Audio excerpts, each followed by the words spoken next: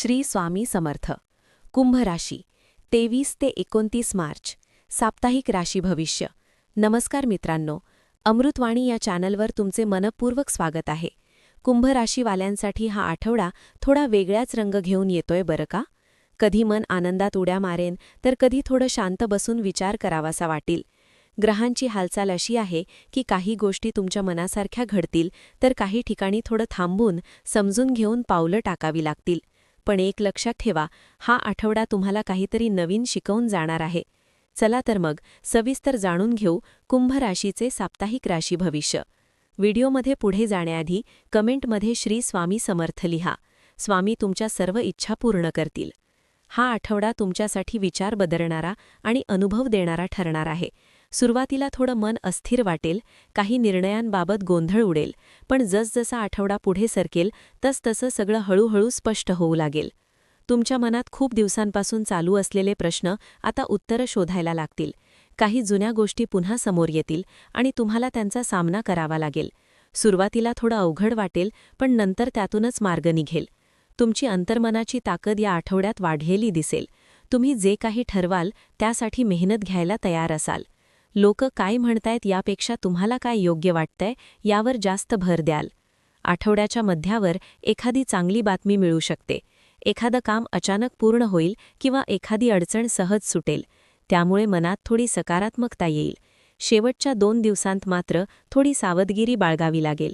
कोणाशीही उगाच वाद घालू नका. शांत राहणं हेच तुमच्यासाठी फायदेशीर ठरेल. करिअर आणि व्यवसाय. कामाच्या बाबतीत हा आठवडा थोडा चढउताराचा आहे. सुरुवातीला कामाचा ताण जास्त जाणवेल. एकाच वेळी अनेक गोष्टी हातात येतील आणि त्यातून कोणती आधी करायची याचा गोंधळ उडेल. ऑफिसमध्ये काही लोक तुमच्यावर जबाबदाऱ्या टाकतील, पण तुम्ही त्या नीट पार पाडाल. तुमचं काम पाहून काही जण प्रभावित होतील, पण लगेच कौतुक मिळेलच असं नाही. मध्यावर एखादं नवीन काम किंवा प्रोजेक्ट मिळू शकतो. सुरुवातीला ते अवघड वाटेल, पण तुम्ही ते हळूहळू समजून घ्याल. व्यवसाय करणाऱ्यांसाठी थोडं सावध राहण्याचा काळ आहे. नवीन गुंतवणूक करताना विचार करा. कुणावरही आंधळा विश्वास ठेवू नका. जुन्या ग्राहकांमुळे फायदा होण्याची शक्यता आहे. एखादा जुना व्यवहार पुन्हा सुरू होऊ शकतो. आठवड्याच्या शेवटी मात्र थोडं समाधान वाटेल. तुमच्या मेहनतीचं फळ दिसायला लागेल. आर्थिक स्थिती. पैशांच्या बाबतीत थोडं जपून वागण्याचा आठवडा आहे. सुरुवातीला काही अनपेक्षित खर्च समोर येऊ शकतात. घरासाठी, आरोग्यासाठी किंवा प्रवासासाठी खर्च वाढेल. तुम्हाला वाटेल की पैसे येतात पण टिकत नाहीत. त्यामुळे खर्चावर नियंत्रण ठेवणं गरजेचं आहे. एखाद्या जुन्या गुंतवणुकीतून थोडा फायदा मिळू शकतो, पण मोठा नफा अपेक्षित ठेवू नका. कोणालाही पैसे उधार देताना दोनदा विचार करा. परत मिळायला वेळ लागू शकतो. मध्यावर एखादी आर्थिक मदत मिळू शकते, त्यामुळे थोडा दिलासा मिळेल. आठवड्याच्या शेवटी खर्च कमी करण्याचा निर्णय घ्याल आणि बचतीकडे लक्ष देण्याची गरज जाणवेल. प्रेम आणि नातेसंबंध.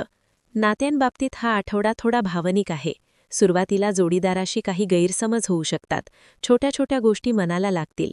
तुम्हाला वाटेल की समोरचा व्यक्ती तुम्हाला समजून घेत नाही आहे. पण खरं सांगायचं तर दोघांनीही एकमेकांशी मोकळेपणाने बोलणं गरजेचं आहे. मध्यावर परिस्थिती सुधारेल. एखादी गोड भेट, फोन किंवा मेसेज नात्यातील तणाव कमी करेल. अविवाहितांसाठी एखादी नवीन ओळख होण्याची शक्यता आहे. सुरुवातीला आकर्षण वाटेल, पण लगेच निर्णय घेऊ नका.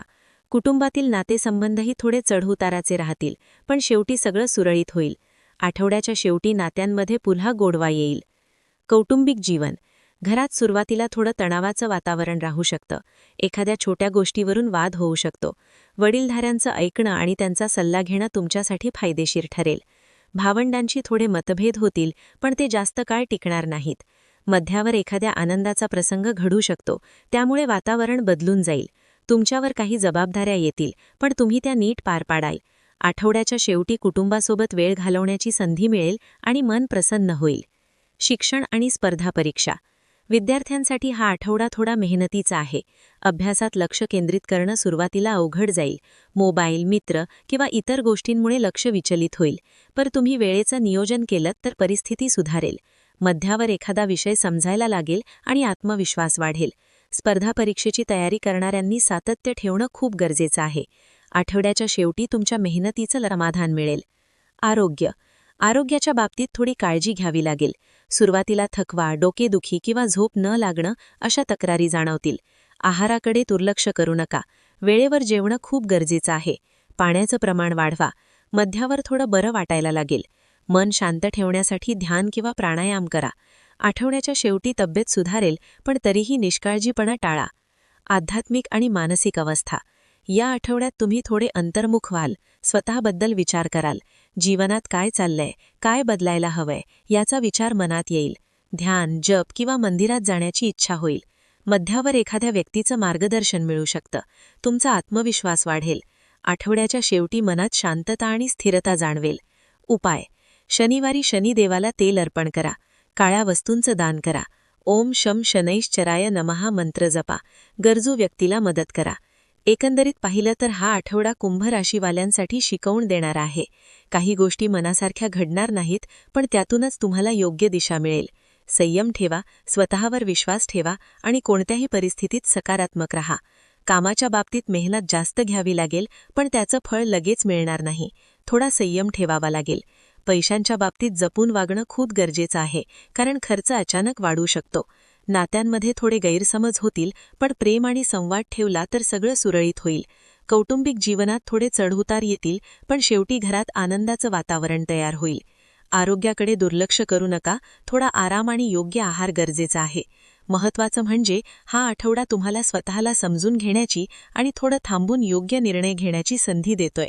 घाई गडबड न करता शांतपणे विचार केलात तर पुढचा मार्ग खूप छान दिसेल. थोडक्यात काय तर संयम ठेवा, मन शांत ठेवा आणि स्वतःवर विश्वास ठेवा. यश हळूहळू तुमच्याकडे येतच राहील. शेवटी काय तर थोडं थांबा, थोडा विचार करा आणि मगच पुढचं पाऊल टाका.